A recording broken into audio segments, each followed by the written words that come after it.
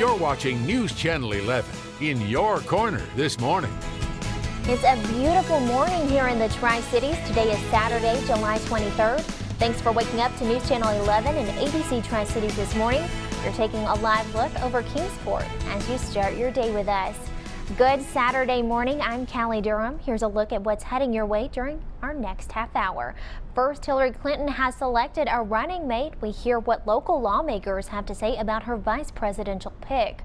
Plus, new details on the Virginia Supreme Court's ruling on Governor Terry McAuliffe's voting restoration order. But first, we have breaking news from overnight. One person is recovering from minor injuries this morning after an apartment fire in Johnson City.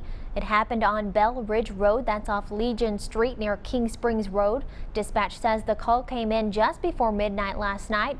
Fire crews say the person who lived in the apartment was able to escape before they arrived on the scene.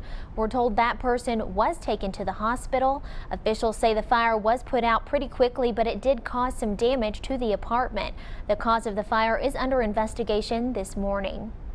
And a top story this morning, Virginia Senator Tim Kaine has now joined Hillary Clinton in the race for the White House. This comes after several weeks of speculation that she would choose the former Virginia governor. Yesterday, Clinton revealed the news in a text message to her supporters. Back in May, we reached out to Kaine's office after a CNN report said that he could be running alongside the former Secretary of State.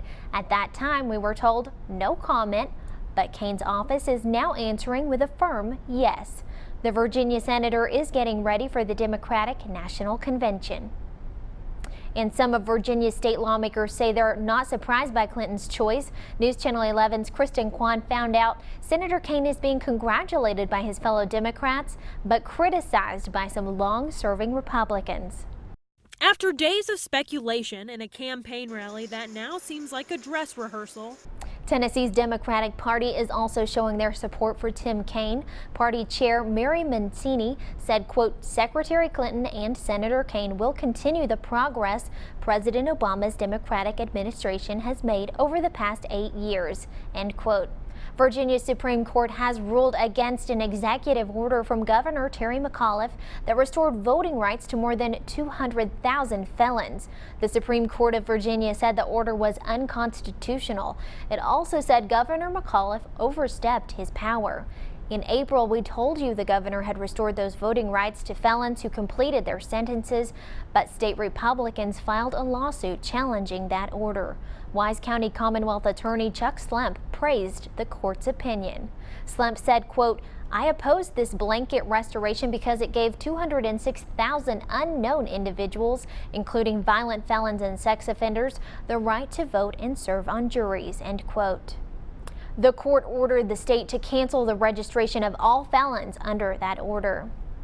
And federal and local agents arrested a wanted sex offender. Kingsport police say the suspect rammed the vehicle of a U.S. Marshal. Officers charged Marshall Jones with aggravated assault on an officer and evading arrest. He was also charged by U.S. Marshals for an outstanding warrant out of Virginia. Authorities say 2 U.S. Marshals were actually trying to stop Jones on East Center Street in Kingsport when he rammed into their vehicle. They say that this caused Jones to lose control of his vehicle and crash into some parked cars. This is obviously a very dangerous individual. His criminal record goes back to at least 1989 when he was placed on the sex offender registry due to aggravated sexual assault and kidnapping. Police say Jones was wanted in Virginia for attacking an officer back in March. Jones is now in jail without bond. New in our Crime Watch this morning, an Elizabethton man is behind bars following a drug trafficking investigation. The Carter County Sheriff's Department and the DEA searched the home of Jamie Ferguson. That's where investigators say they discovered over 6 ounces of crystal meth with a street value of over $30,000. They also found several firearms, one of which was reported stolen. Authorities say that the investigation is still ongoing and that charges are pending at this time. Kingsport police have also arrested a man they say hit a motorcycle with his vehicle and then drove away. Officers arrested Toby Collins Thursday for a crash that happened on June 12th. Collins is charged with multiple crimes, including driving on a revoked license and leaving an accident with injuries. Police say Collins' SUV hit a motorcycle in the 400 block of Gravelly Road. They tell us the man and woman on the motorcycle were seriously injured. Collins is in jail under a $2,500 bond.